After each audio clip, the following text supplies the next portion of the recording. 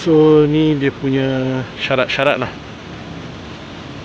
Di antaranya tak boleh merokok, tak boleh mandi, tak boleh basuh baju, tak boleh keringkan baju, masuk kereta, tanam pokok, tanam sayur, tak meja, semua tak boleh.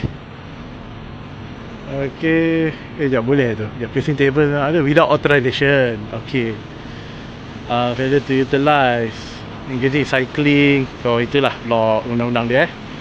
Okay, jom kita pergi tengok taman. Sini ada drinking water lagi. Oh, hati-hati sikit. Ada ni. Kita dekat Nishi Oganji Square. Burung apa tu? Red.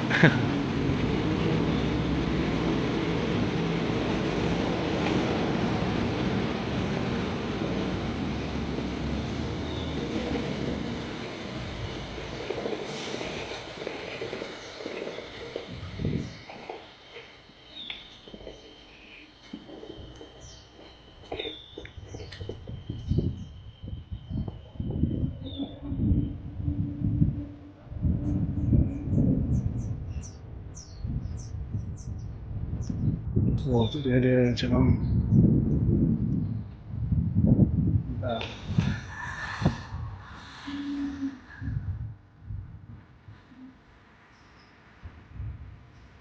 right. So guys, ada sejarah juga sebenarnya. Bell Tower. Bell Tower ni dibina pada tahun 1922.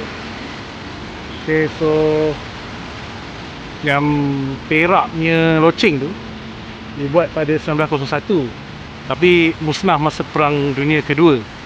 So dia orang bina semula lah, okay, yang banyak loceng tu. Ada history tak kan tempat ni? Kan just taman biasa je. Itulah square dia tu kot. Okay.